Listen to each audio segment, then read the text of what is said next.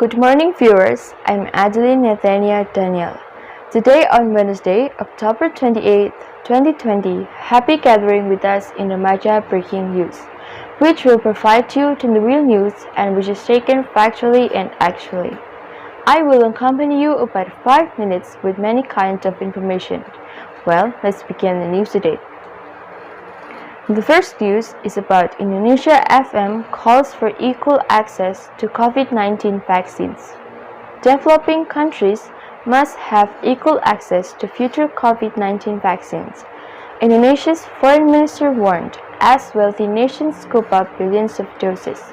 Retno Marsudi said it was crucial for rich and poor nations to work together so we can guarantee equal access to a safe and affordable vaccine.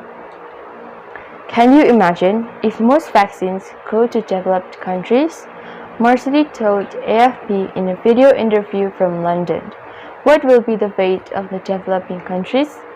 Marsudi's comments follow an Oxfam report last month that found a group of wealthy nations representing just 13% of the global population have already bought up more than half of the promised doses of future COVID-19 vaccines. Marsudi was to meet with UK-based pharmaceutical giant AstraZeneca on Wednesday, October 14th, to cement a vaccine dose deal for Indonesia, the world's fourth most populous nation with nearly 270 million people, which has struggled to contain soaring infection rates. This week, Indonesia's COVID-19 response team chief Airlangga Hartarto said the country may secure 100 million doses of AstraZeneca's potential vaccine. Marsudi declined to discuss details, but said, "I'm very optimistic we can secure a significant number of vaccines from AstraZeneca. The negotiation is still going on." Marsudi is also slated to go to Switzerland as part of her country's bid to secure agreements for vaccine doses. In August, Indonesia kicked off human trials of a vaccine candidate produced by China's Sinovac Biotech, with about 1,600 volunteers taking part in the 6-month study. Indonesia, one of the hardest hit countries in Asia, has reported more than 340,000 cases of coronavirus and over 12,000 deaths. But with some of the world's lowest testing rates, the true scale of its public health crisis is believed to be much greater.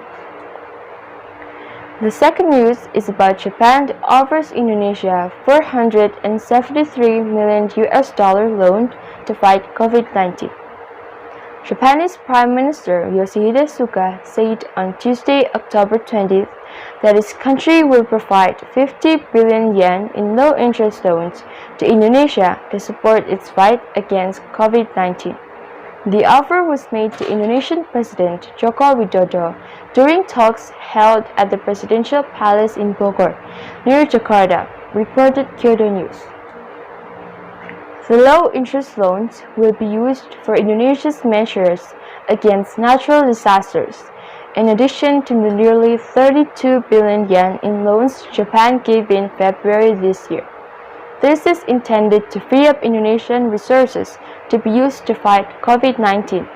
The Southeast Asian nation has seen the worst outbreak in the region, with more than 360,000 confirmed infections and more than 12,000 related deaths. Suga, who is on the second leg of his first overseas trip since taking office, said he also agreed with Widodo to start discussions on resuming business travel between their countries and to hold security talks between their defense and foreign ministers on an early date.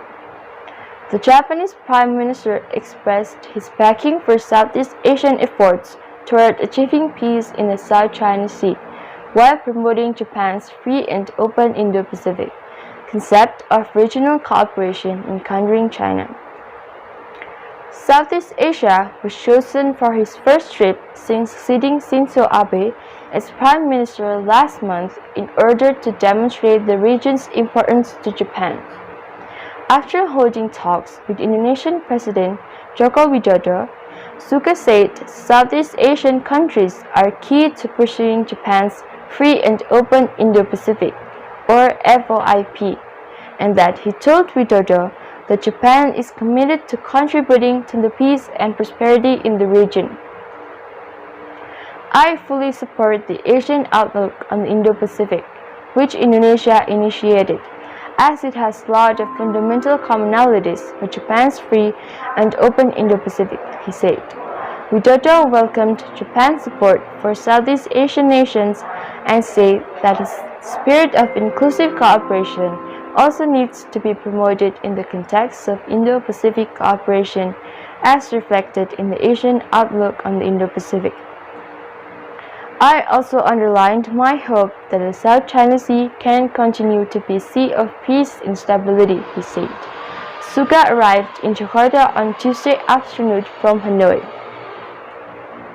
Well, viewers, that's all in the news today. If you have some critics and suggestions, please visit us in www.remajabreakingnews.com. And for the wise word today is, do the best and don't think to be the best. Finally, I'm Adeline, Nathania, Daniel, and all the crews of Remaja Broadcasting TV. We say stay healthy, see you next time, and goodbye.